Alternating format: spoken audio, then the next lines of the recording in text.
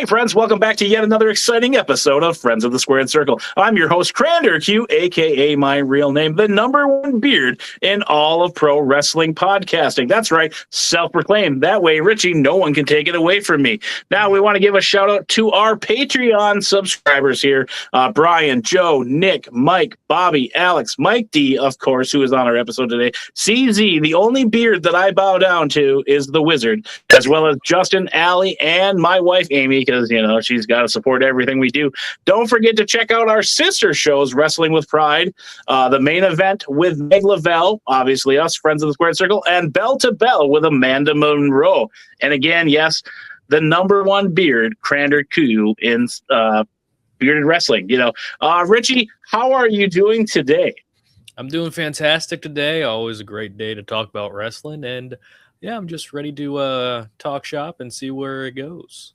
Now, folks, we're going to dive into his wrestling fandom. We're going to touch on what he does on social media as well. As you can see, Mike D is back. He is a lovely supporter of Friends of the Squared Circle. He knows that I have the number one beard next to CZ in the real world, but this is self-proclaimed, so no one can take it away from me. Mike, hit us where we can find you here real quick. We'll put that up for you to remember all your social medias quick. Oh, you can hit me, find me on TikTok, Facebook, Instagram, YouTube, and I am now on Cameo. So if you want like a shout out, birthday shout out, podcast shout out, look me up on Cameo and I got you. Perfect. Now, Richie, I like to support my friends, as I told you off camera. I paid for him to do a cameo to hype up my beard and how it saved lives. So check him out on Cameo. Purchase one.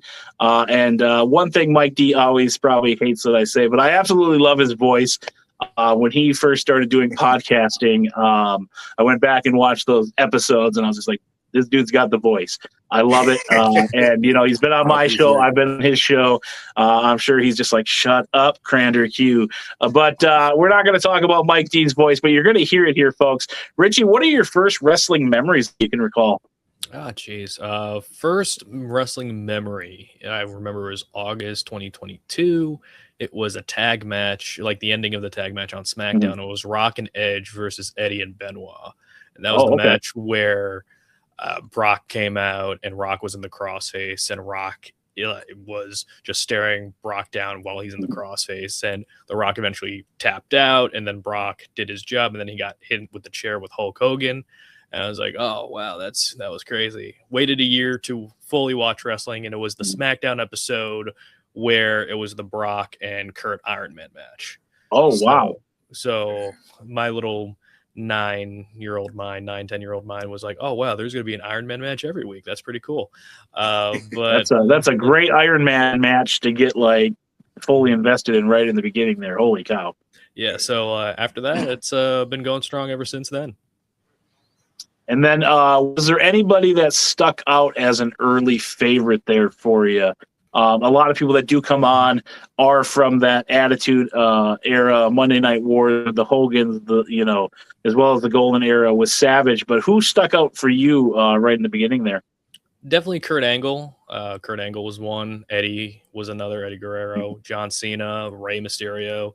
Like, those were my guys, like those were the guys that I'm like, all right, this is why I'm tuning into SmackDown each and every week. I didn't even know Raw existed, because I wasn't even on like internet or social media. Mm-hmm. There was no real social media back then, but I always like heard about WWE because, you'd have kids talking about like Stone Cold or The Rock. Mm-hmm. And those were always like the big ones.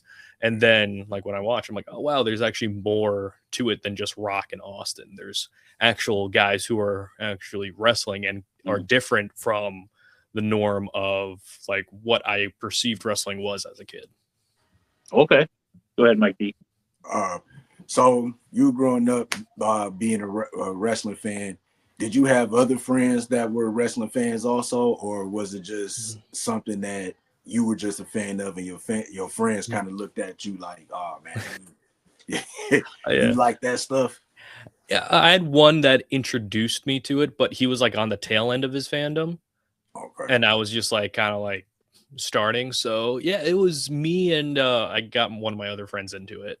But yeah, there wasn't really much to like work off. Like I was the only wrestling fan. it seemingly was like in school where it's like I was the only one wearing wrestling t-shirts, you know what I mean? And they were XL too, because my dad said that I'd grow into them, but that never happened. So I have a bunch of XL wrestling shirts, like just commemoratively. But yeah, it was pretty cool because it's like I was known kind of as like the wrestling kid, you know, as popular or unpopular that was. I didn't really care because it was like, oh, this is what I like watching, and like we're gonna stick it out. Yeah, and you grew up in a perfect age there too, where it was getting out of that hokey, you know, everybody's got a job, everybody's, you know, a plumber, a dentist. So you got like the real aspect of it with someone like Kurt Angle. What was it that drew you to him as an individual? He was the babyface. Okay. but like, yeah, he was like pretty much the guy that was holding down SmackDown because in Mhm. that 03 era, just looking back on it with hindsight 2020, you know, you have no Rock, you have no Austin, you don't have these main stars on the show. Like this is like that period where Rock and Austin are not there, and Cena and Batista haven't risen up yet. So we're in like that awkward period where you kind of have to figure it out for yourself. And I think that was a lot of the joy of the fandom because I wasn't being told who the guy was because they didn't even know who the guy was. So like that. And then the Eddie Guerrero story, his rise to the main event was the reason to watch each and every week because like you're getting the story that's in like the middle of the show. That's not like the main focus, but slowly but surely becoming a main event of like, you know, the tag team breakup, Eddie learning how to be like the person that everyone reveres him as today. And even like back then, it's like you buy the Cheating Death Stealing Life DVD and you see the documentary that aired on UPN and just all the matches from WCW you watch, and you see like a whole like backstory. So that's what I like about wrestling is that there's always so much content to go back and watch. Oh, definitely. Yeah. And like even to this day, it's like you have wrestling on every day of the week. So it's like it's this extraordinary, overwhelming in the best way content. And like just when you think you know a lot, like there's always more to learn. And that's what I love about it. It's like just when you think you know what wrestling is, there's always more to learn about it. Most definitely. And then as you're getting into it more, did your dad take you to any live events? Did you get to experience any local shows? For me, I'm an indie guy. I know that Mike D kind of leans more towards WWE, but were you able to go to any live events? And then did dad support that fandom, or did you have to wait till you got older? Yeah, my dad definitely supported that fandom. Where my first live show was Cena and Edge in the main event. Okay. For WWE.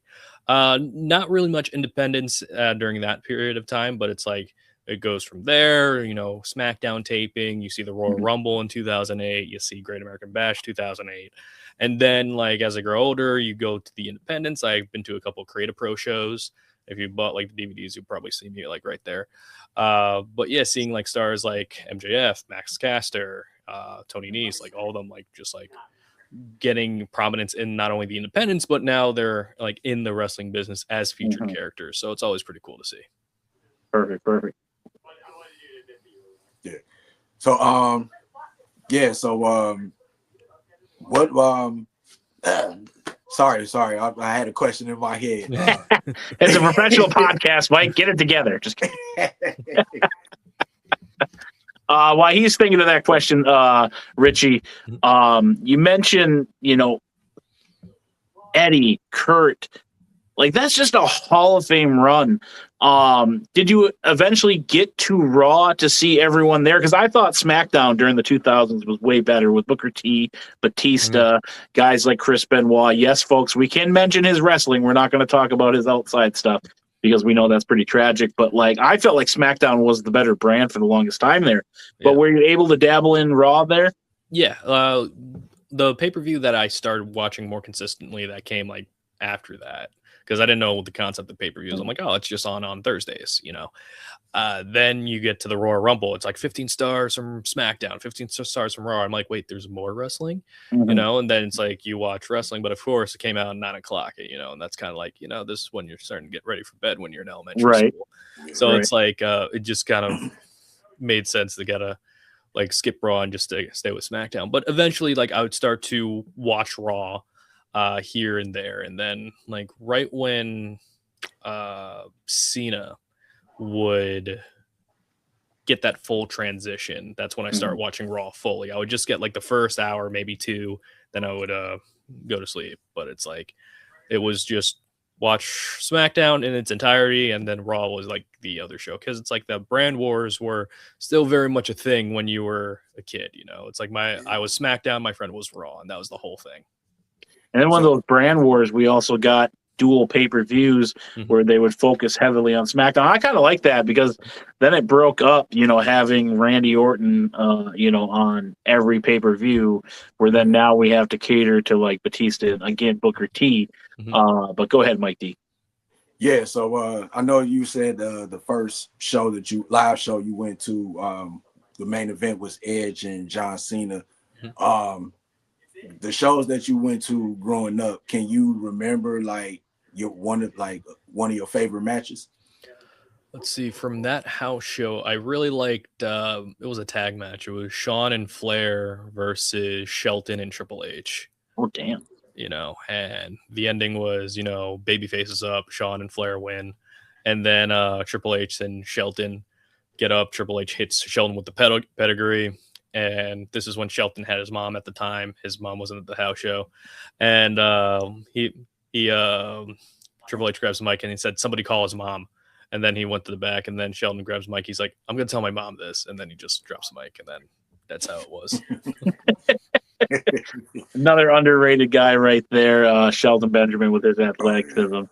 Was there anybody that you now obviously this is fake, folks, that you just couldn't stand wrestling wise? For me, it was the $1 Million Man when he stole Sweet Sapphire from my man Dusty Rhodes. But was there a wrestler that just anytime he was on screen, you wanted him to lose? Not really. I remember being very bored because during the time I was starting to watch wrestling, it was like the Vince versus Stephanie feud. Oh, okay. Oh, yeah. So it was it was like a lot of like drawn out segments. So it's like I would be flipping back and forth because that just didn't interest me. But then it's like it didn't last forever. So it's like that was like the only thing where I found myself tuning out. Wrestler wise, not really. I remember like when Kurt turned heel, that kind of like that was like the first heel turn that actually got me, where it's just okay. Like how dare you? But it's just kind of like, all right, this is like what you do, where it's like the first year you're like good guy, bad guy, and then you realize it's like, all right, it's like they're playing like characters and gimmicks. So it's like I don't take things like personally, so to speak, when it came to like who's good and who's bad. Yeah, there was definitely Randy Orton beating Daniel Bryan that I almost lost my damn mind one pay-per-view. My buddy's like, relax, it's going somewhere. I'm like, I don't care. He doesn't need another title, so go ahead, Mike D. Sorry, I got excited there. Oh, you good. I would say I never, and I feel I agree with you. I never been one of those wrestling fans that's just like, oh, I hate that person. The closest I came to that was that run that Triple H had when he was in Evolution. Oh, okay. Eric Bischoff was the GM, and he just handed him the world title.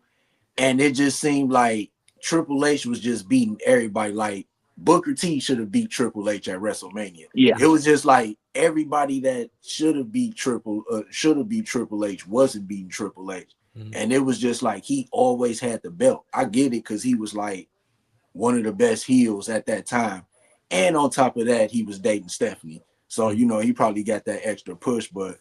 Yeah, that's probably the closest that I've been to like not necessarily hating a wrestler, but just kind of like, okay, you winning too much for me, man. I want to see somebody with the belt.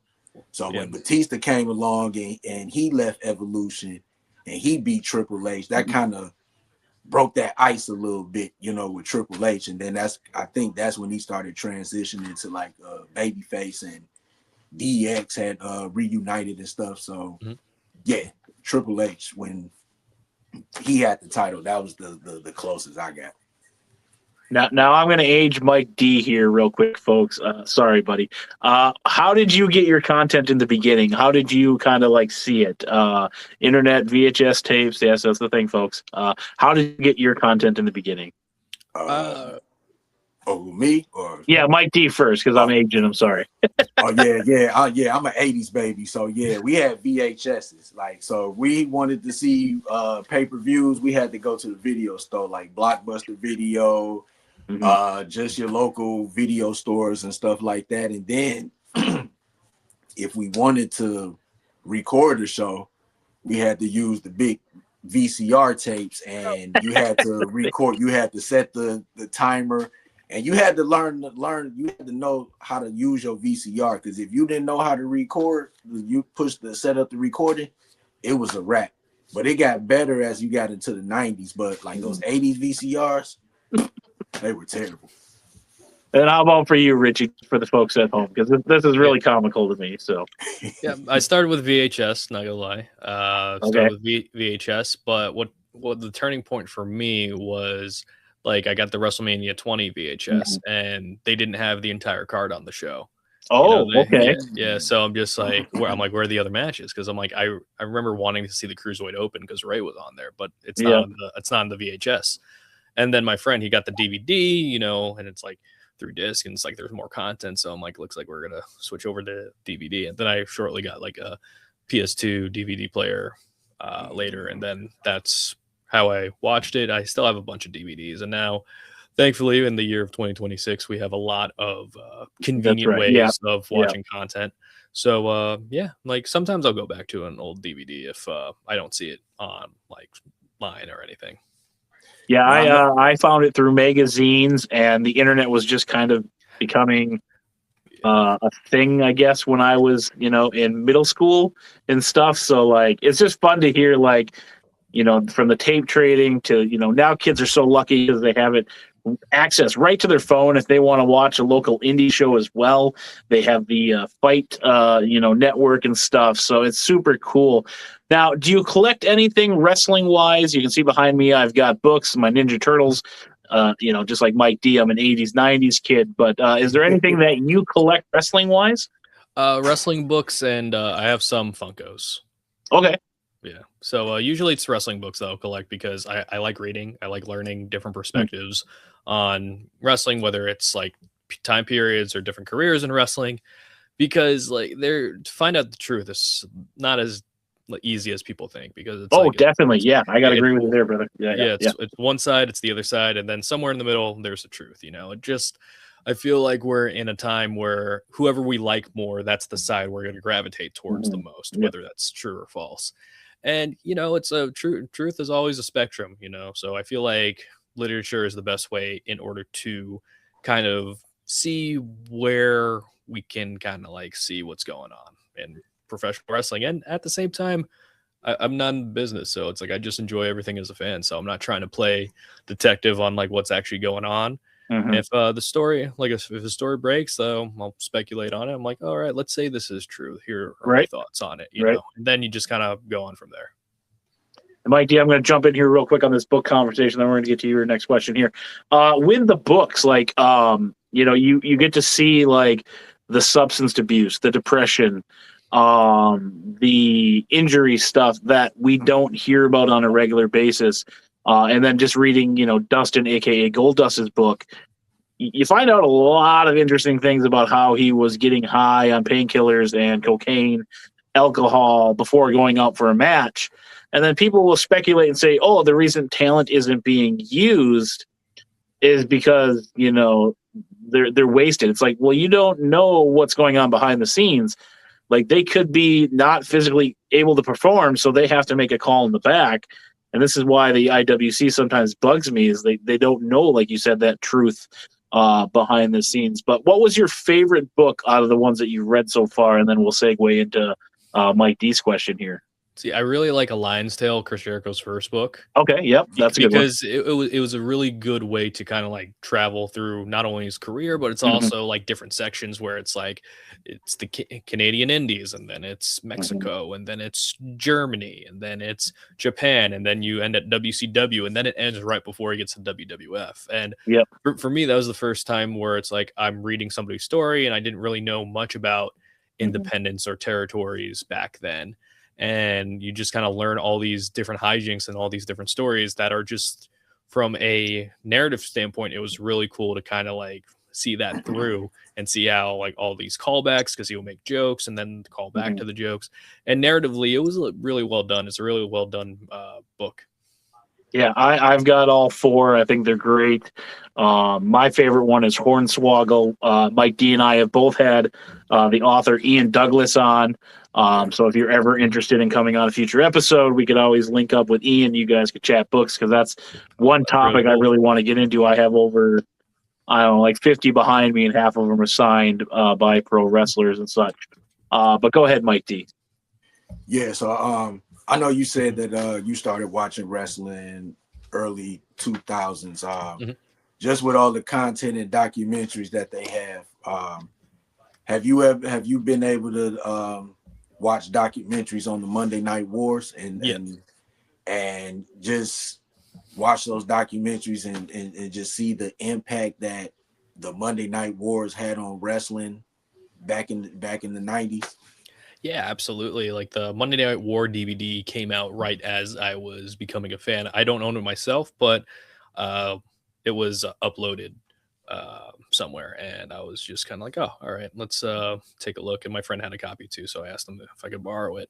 And learning about WCW, I'm just like, oh, what is this, you know? And again, like when you're a kid, you're like, oh, you know, WWE won the war. Of course they did, because they're awesome. But again, history is kind of written by the winners, you know what I mean?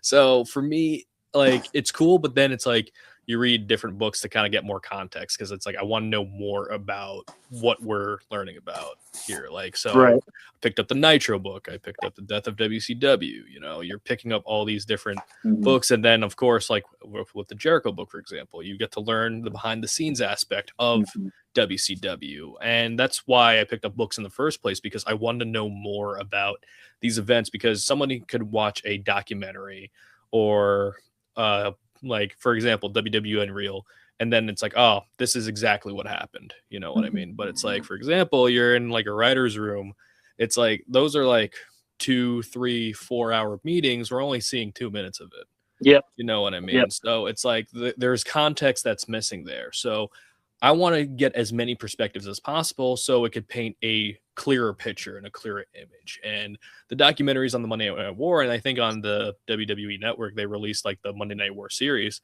Very well done, but it's like as you grow older, you're like, all right, this is just a WWE retelling of it. It's like it's filtering for their audience. And you kind of have to take, not like with a grain of salt, but it's like, yeah, there's truth here, but we're not getting to the nitty gritty of everything. And then I think they did like the Rock's production did like a Monday Night War, or the downfall of WCW docu-series too. Again, it's like all through different lenses. And again, it's like as you grow older, it's like pretty cool to see, like, it's like, oh, this is how they view the story. And then you just get deeper and deeper and deeper. And then it's like you go down the rabbit hole and you're like, oh, wow, Jerry Flynn, that's pretty cool. And then you just get off topic, and then you kind of go back on. Then you get some random tweet from Disco Inferno, and you really question everything that happened. And like you mentioned, Unreal and you know, the WCW being heavily edited for a WWE side, you know, and that's what makes me think with Unreal, like they're only showing you what they want to show you, so it feels like you're behind the curtain. But I'm sure there's 100 million other things, like you said, that they're not showing us because they don't want that out there. What are your thoughts on Unreal there, Mike D? You know what? I'm cool with it, because it's like we're living in an age now where shows are going behind the scenes and telling what's going on. So it's just like, I mean, honestly, WWE has been doing it for a while with their documentaries. So it's like now that they doing it on Netflix and it's kind of on a bigger platform, and they turned it into a show. That's the only difference. Like, they've been doing it with all the documentaries they put out. And speaking of the Monday Night Wars DVD, I don't know if y'all can see it, but yeah, I got the Monday Night Wars DVD in my hand, the original copy. That was produced in 1997, folks. That's how old it is. But yeah, I'm cool with the Unreal documentary. Like, I mean, they already do it. They've already been doing it, so I don't see why Yeah. people are upset about it. And then with the Chelsea Green stuff too, it kind of thinks like, are they purposely putting that in there to start something as a storyline? Not only do they have our teeth in it, but now we're getting to the juicy part because now we're going to see Chelsea Green maybe get elevated because of a alleged Michael Hayes quote. And I say it all the time on here. I think everything on the internet is fake. Anything presented to us is fake. That's not just to be like a conspiracy nut, but I just feel like sometimes there are strings being pulled in order for us to tune in. And Richie, you can probably attest to this with social media, those clickbait things of, oh, so and so got in a fight with so and so backstage. And, it's just a simple argument over, did they like their hash browns well done or do they like them soft? You know what I mean? It's just to get that click. I know it's a horrible example, but it's just to get that click. So you click on that video, and we'll get way into that. How did you get about starting your social media stuff with wrestling content? So I was out with an injury. So usually I would just kind of work out, and I didn't have that time. So because I couldn't do anything. So I'm like, I was thinking about starting a wrestling podcast, but I'm like, there's so much oversaturation. Like if I was going to do something, I want to do I wanted to do something that was a little bit different. So I'm like, okay, how can I make this podcast a little bit different? So I would ask like people who would be interested in doing a wrestling podcast, and like friends or just like that I would meet throughout the years, or coworkers that I knew liked wrestling or watched in the past. I'm like, if you came up with a topic and I research it, would you like to talk about it? And they're like, yeah, absolutely. So that's where it started. And, I just had this TikTok account lying around, and thought really quickly with podcasting, I'm like, no one's going to listen to a podcast from somebody they'd never heard of before. Right. So I thought I'm like, well, like the quickest way to kind of get notoriety is just to kind of make your footprint on like social media. It's like the old saying where you could sell your music door to door, or you can make a loud bang and make everybody open their door and look outside to see what's going on.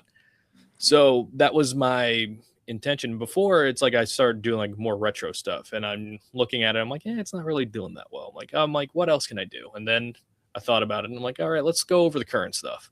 So I started getting more content on the current stuff, and then that's when I started seeing like a lot more traction. So I'm like, okay, it's like this is actually kind of working a little bit. So then I would just like upgrade the content by just putting out 4 to 5 videos a day, and then just like going on different things where it's just not like yelling at the camera or just being like, oh, it should be my idea that should be booked, or it's like that idea is dumb or stupid or whatever, or it's like it's better if they do this. So like the concept of my content, I want to be like there are a lot of wrestling fans out there.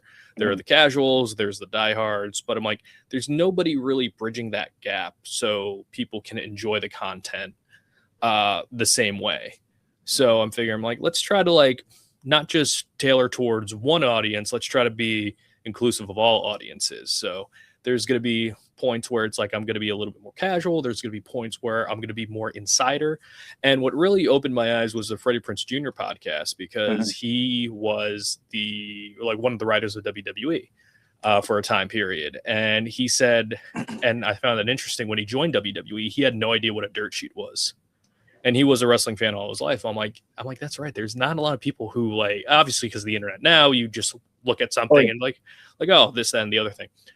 Now I'm just kind of like, all right, like, let's try to like bridge this gap where I feel like, because there's a lot of people who, and this is for any content, that will grandstand saying my opinion's the only one that matters, and you have to think my way, and that's the end of it. I'm like, no, it's like, you could look at my content, you could say I disagree, or it's like, or I agree.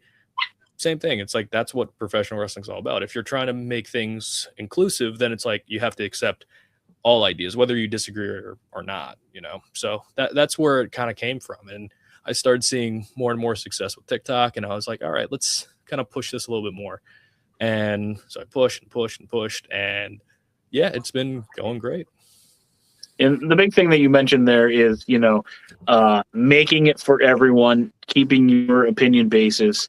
I did have a collectibles podcast as well. That's kind of on the back burner for now, just because the wrestling stuff is taken over. But like, there's some people that come on, and I may not like that they collect, something completely random, but I have to be energetic and be like, well, that's freaking cool. Love it. Tell me more about it. Because if I start saying, oh, that's stupid, people are gonna be like, well, you're a horrible host. Why don't you enjoy what the person coming on your podcast is like doing? And Mike D can attest to this. I'm always shooting out ideas for certain shows, giving tips and tricks. And it's not because I think I'm smarter than anyone. It's because I want to help you succeed with that. And, some people just don't want to take that direction and, show up on a live with no shirt on or vape. Mike D knows exactly what I'm talking about. But it's just like, you want to target your audience and make it a positive place and not feel like you're the smartest guy in the room.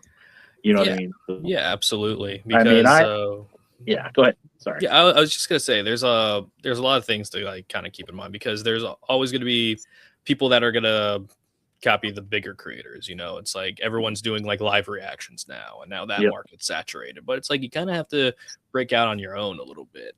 And I feel like that's the toughest thing to do as a content creator, where it's like you kind of have to go against the grain a little bit, but also you have to be happy in what you're covering, because like with wrestling and there's all sorts of wrestling, WWE, AEW, there's going to be content that's going to be geared towards not watching a product or bashing a product. And the thing is, like, when you're talking about it, and then you as a viewer are like, all right, if you're bashing this product, why do you keep talking about it so much? It's like the toxic X syndrome, you know what I mean? And for me, it's just kind of like, all right, it's like, there are things I agree with creatively or disagree with creatively. It's like, oh, I like this, or I felt like I could say, it's like, oh, I found this underwhelming, but people will take a word like underwhelming and take it as a negative, descriptor, when it's like, they're like, oh, it was still good. I'm like, yeah, I didn't say it was bad. Like, it could be good, but it could still be underwhelming to somebody. Like, I could enjoy, like, let's say, like a movie like Avengers Endgame, but I could find some parts underwhelming. That doesn't mean it's a bad movie. People nowadays kind of like lump words together to mean something that is, this is bad, this is good. But the nuance of it kind of gets lost a little bit. And I feel like nowadays the nuance is kind of getting lost a little bit. And it's kind of like up to the person and up to the creator to kind of make their thoughts a little bit more clear. And sometimes, like, I could be a little bit more clear. I watch a video back, I'm like, oh, I could have been more clear about that. And it's all about kind of trying to improve upon the next thing, because like once I make a video and release it, that's out there. It's like now it's time for the next one. You can't predict like what video is gonna pop off or not. So, we just have like some inside jokes here that we're not laughing at you, Richie. It's just, I watch, like I've told Mike D, and I'll put this out here in a minute, I watch a lot of what everybody's doing to A, learn, B, not do that, and C, just so I can see what other people are doing. And then Mike D, you can touch on this here after this. If you're not watching what other people are doing and critiquing them, like, it doesn't help you grow. And I challenge everybody, like, in the past, I used to watch every episode back. Now I'm watching my sister channels, just a quick segue there. Wrestling with Pride, the main event with Meg Lavelle, as well as Bell to Bell. So I'm watching like 3-4 episodes of my own brand to see, okay, how can we touch and make this a little bit different? But I encourage everybody to go back and watch what they do so they can continue to improve and not just, beat the same drum over and over again. Because you got to find, like you said, that thing that's going to stick and, go after it. Don't be a buffet, be a main course. Because if you're covering AEW, Ring of Honor, New Japan, you got so much in there. It's like, okay, well, I heard what I want to hear on this. I'm going to shut it off. And back to if you think you're the smartest guy in the room, I'm not going to listen to somebody that's super arrogant and gets mad because their storyline isn't going the way they want it.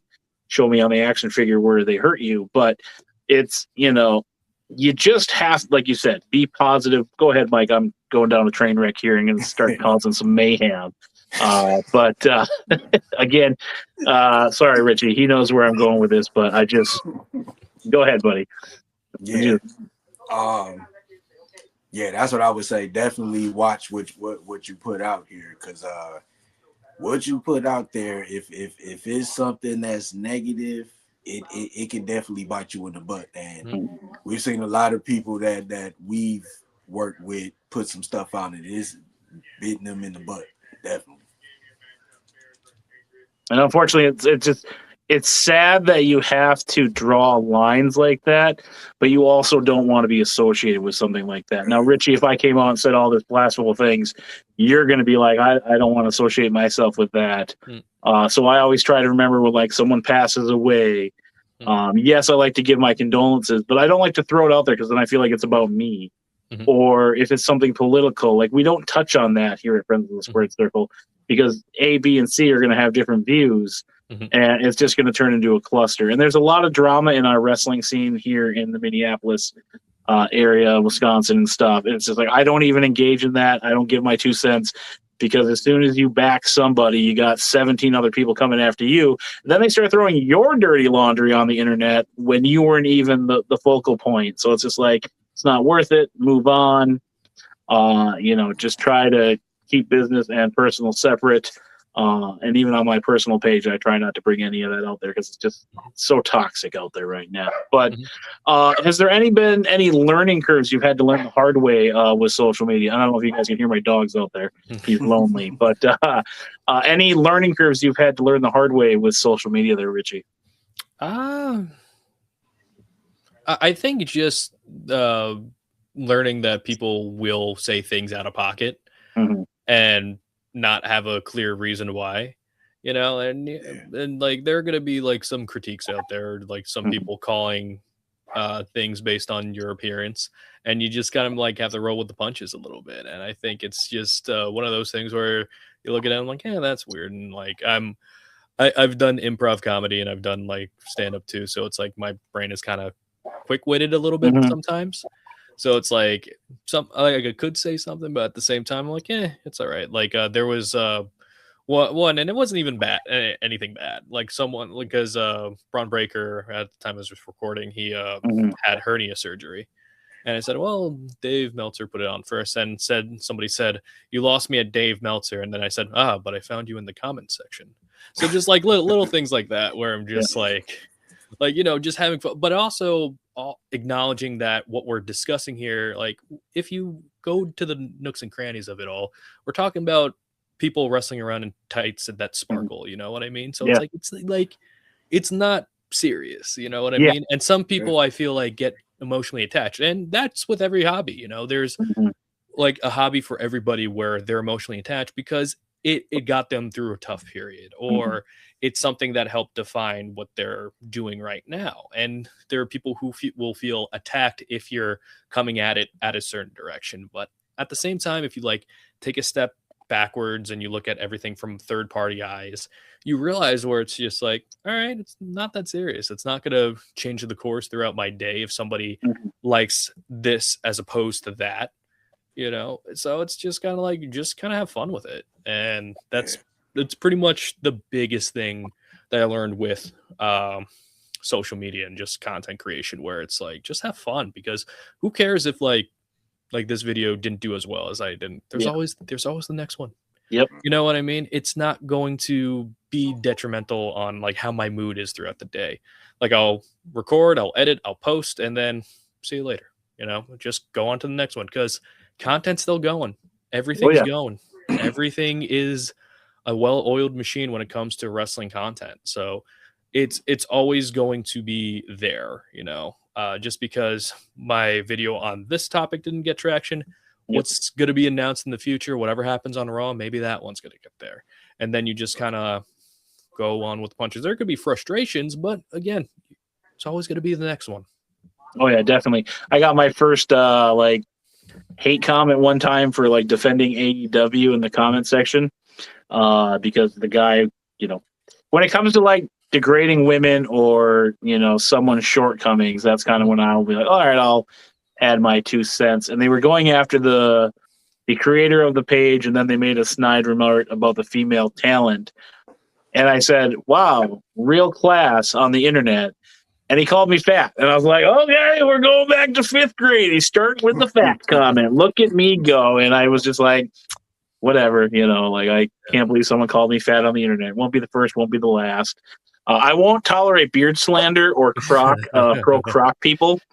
I will argue with people about Crocs on social media all day till I'm blue in the face, because Crocs are horrible if you wear them. I disagree with you 100%, and we're not going to change my mind. But beard slander, again, I won't put up with that. But before we get you out of here, Richie, where can people find you on social media, and what do you got coming down the line here for 2026? Let's see. It's at Retold Richie Mars on YouTube, TikTok, and Instagram. New content every day. Usually try to get 3 to 5 videos out per day, depending on the news cycle and just its current stuff. Like maybe if a story pops up, I'll do like a recap of it. But usually it's just what I want to talk about. Cody says, what do you want to talk about? Well, I'm like, that's the glorious thing about my page. It's everything I want to talk about. And no one tells me what to post. So it's completely independent, which is cool. I also have a wrestling podcast that I post semi-regularly. He does have a podcast, folks. It's Wrestling Retold and Relive with Richie Mars, Spotify, Apple Podcasts, and let's see, and Spotify, Apple Podcasts, and YouTube. Yep, it's on YouTube. Yeah, you'll have to send me that stuff, and I'll make sure to follow. We'll put it up on our page over at Friends of the Squared Circle. We love following anything, even if your auntie's got a crochet thing that she wants shared. Send it, because she could make us future products. That's another thing that people don't understand, is like someone can help you get to another level just by helping them. So, I always shout out your neighbors, but seriously, if your grandma makes like some sweet ass sweaters, send it, because I will follow it, because I'm a husky boy and I need some cool looking clothes. But any other thing you want to throw out there for the wrestling world as well as the internet? Nah, all you need to do, all you need to know is if you follow me, you're going to get consistent content. I don't take days off because there's always something going on, but it's not because I have to, it's because I want to. And that's the big thing that I want to get across is I want to make wrestling content. I'm not, attached at the hip saying, oh, I have to do this. No, it's like I legitimately enjoy watching wrestling, no matter if an episode is uninspired or terrible or this or that. Yeah. I watch WWE, I watch AEW, I watch TNA, I watch AAA. I try to watch as much wrestling as possible. I try to read up on as much wrestling as possible, because there's always something out there for everybody. And that's the big thing about wrestling, is that even if you don't like one style of wrestling, there's always one that is going to be drawn towards a person. And definitely. And again, it's just stuff that I want to talk about in wrestling. And that's pretty much the simplest way to do so. And that content comes to YouTube, TikTok, and Instagram at Retold Richie Mars. Perfect. And Mike D, give us one more of your rundown of all your social media as well. Oh, just go to TikTok, Facebook, Instagram, YouTube, and once again, hit me up on Cameo. And as CranderQ would say, get down with the 313. Right, and don't forget to follow our sister shows there. Wrestling with Pride, the main event with Meg Lavelle as well. The Bell to Bell with Amanda Monroe. Season 2s are kicking off on those. Meg Lavelle is back, as well as Friends of the Squared Circle, which you can almost see weekly with me or Jay Rich. He's got some stuff going on, so you just get to put up with the number one beard in all of pro wrestling podcasting. But if you want to be just like Richie and be on your own future episode of Friends of the Squared Circle, just hit us up on all those social medias. What you see to my right here or left. I don't know how it looks on your guys' camera, but let's be friends and get you on a future episode. It's your boy, CranderQ. CranderQ out. Peace.